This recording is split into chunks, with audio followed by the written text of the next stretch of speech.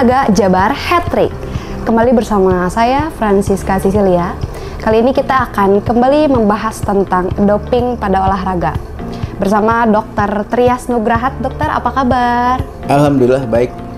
Dokter Trias ini sekaligus Bapak Ketua Kesehatan dari bidang kesehatan olahraga di KONI Jabar ya Pak ya?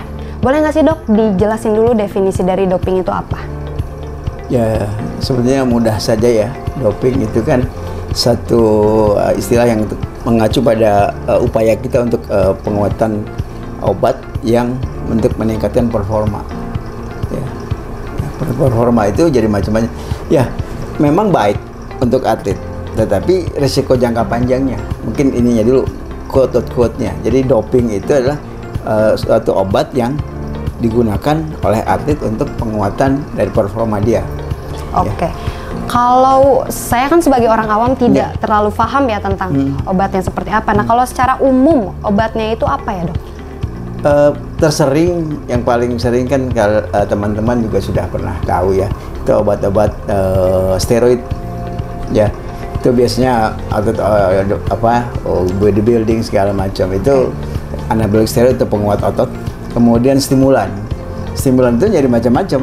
Ada juga bahkan stimulan itu ke arah narkoba nantinya. Nah, itu yang ada batas tipis yang harus kita waspadai. Oke. Ada nggak kasus yang dokter ketahui yang terjadi gitu di dunia ini tentang doping ini sendiri?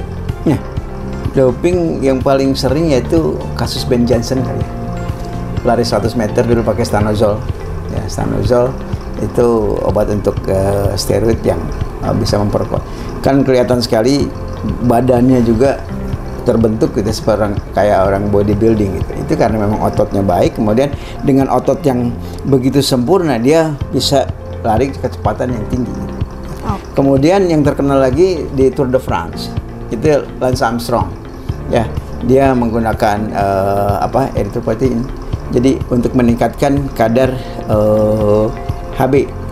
Jadi eritrosit, sel darah merahnya tinggi. Ngomong-ngomong kasus nih dok nih, kira-kira ada nggak sih pasalnya mengenai penggunaan doping berlebihan ini? Pasalnya banyak sekali, ya artinya WADA sebagai World Anti-Doping Association di dunia, kemudian di Indonesia diturunkan menjadi IADO, ya International Anti-Doping. Dia mengeluarkan salah satunya adalah 11 penyalahgunaan doping. Jadi itu yang kita katakan anti doping violence. Jadi penyalahgunaan. Jadi penyalahgunaan ini seringkali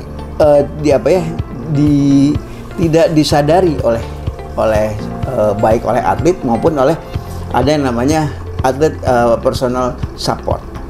Tidak hanya atlet, ketidaktahuan dari keluarga, dari pelatih, dari coach itu juga sangat. Kalau untuk jenis-jenis doping ini sendiri dok, ada apa aja sih dok? Doping yang paling sering, yang memang tadi yang saya sebutkan ya di awal, bahwa doping ini salah satunya adalah stimulan. Dia jadi tidak lelah. Tapi kalau dipakai lama-lama kan denyut jantung meningkat, tekanan darah meningkat, ya. Ya mungkin banyak yang kenal lah kalau amfetamin. Itu salah stimulan. Kedua, yang tadi saya bilang juga bahwa obat steroid, ya biasanya pada angkat berat, angkat besi, bodybuilding, itu kan pakainya anabolic steroid, ya, stanozol dan sebagainya. Kemudian yang lebih ini lagi narkotik, ya jelas kalau narkotik jelas tidak boleh. Tapi ada yang cannabinoid, ya mungkin tahu teman-teman bahwa kanabis ya, ganja gitu ya. Daun ganja itu kanabis. Nah, kanabis ini yang seperti opioid, seperti morfin, itu menghilangkan rasa sakit.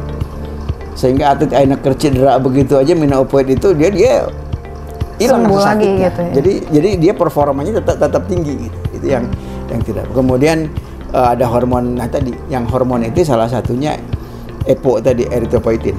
Itu pada kasus seperti Lance Armstrong. Kalau untuk efek samping dari doping ini, terus juga ada nggak sih dok perbedaan secara spesifik gitu yang sebenarnya memakai doping sama yang tidak memakai doping gitu, ada nggak dok? Kalau jelas performanya berbeda. Ya kalau orang kan bisa melihat kenapa sekarang ini kan proses olahraga itu kan bertahap. ada babak kualifikasi ya, kemudian babak utama. Kan kelihatan pada babak kualifikasi prestasinya ya kalau 12 detik 12,9, nggak tahu pas final jadi 10 detik.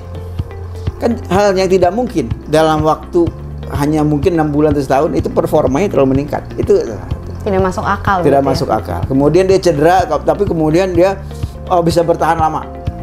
Kemudian ada lagi obat-obat yang memang kelihatan berubah. Ya, debaran jantung tinggi segala macam. Jadi asal biasa pendiam jadi lincah. Itu juga akan kelihatan karena memang efeknya bukan dia dalam keadaan normal, tapi dipacu oleh suatu zat tertentu yang menyebabkan perilakunya berubah juga. Kalau untuk pelanggaran aturan anti doping ada nggak sih, Dok? Boleh dong dipaparin ada apa aja pelanggarannya tentang doping? Pelanggarannya jelas satu penggunaan, ya penggunaan anti dopingnya tadi bahwa diuretik, stimulan, kan biasanya ada di random, diacak pada saat event, misalkan di PON, nanti nih ujuk-ujuk juara dia, yang biasanya itu juara, nah, itu pasti biasanya diperiksa urin sama ini. Dan itu kita awasi terus. Berarti jelas ya kalau atlet itu selalu dalam pantauan begitu kan, ya. Dok? Masih berbicara tentang kasus nih, Dok ya. Kalau di PON itu ada nggak sih kasus yang sama seperti ini, menyalahgunakan obat-obatan sebagai doping kayak begitu? Ada. Jadi kasusnya kalau kita catat dari 2012 sampai 2016 itu mulai ada meningkat, banyak juga, cukup banyak.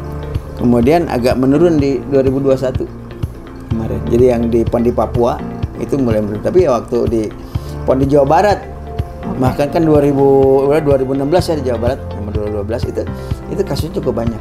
Dan itu kebanyakan ya tadi atletik, ya, angkat besi, angkat berat, kan apalagi kalau angkat berat kalau kalian juga pengen badan yang kuat, minum anabolic steroid sebetulnya. Tapi resikonya kan banyak, ya. Salah satunya keropos tulang. Oke, kalau untuk prinsip pencegahan doping untuk atlet nih, Dok nih, ada nggak itu? Atau prinsipnya apa? Jelas mereka itu harus awareness ya, terutama si atlet nih. Si atlet ini kan harus punya liabilitas, jadi kepatuhan dia. Jadi bagaimana kepatuhan dia terhadap diri sendiri, itu yang paling utama. Dan tadi kalau ada pengujian ikut. Nah kalau enggak, merugikan si atlet. Iya betul. Ya. Kemudian ya suplemen, ini salah satu yang harus kita waspadai sekarang, banyak suplemen. Berarti dapat kita simpulkan ya bahwasanya pemakaian doping itu sangat merugikan ya, harus selalu diingat merugikan, terutama untuk para atlet dengan banyak sekali konsekuensi lah, inilah itulah, pokoknya sebisa mungkin harus dihindari. Mari kita olahraga dengan benar gitu ya. Olahraga benar, olahraga sehat, olahraga bersih. Betul. Oke deh, Dokter, terima kasih sudah mau menjawab semua pertanyaan saya ya. Semoga teman-teman semua dapat memahami pemaparan dari Dr. Trias Anugraha ya, Dok ya.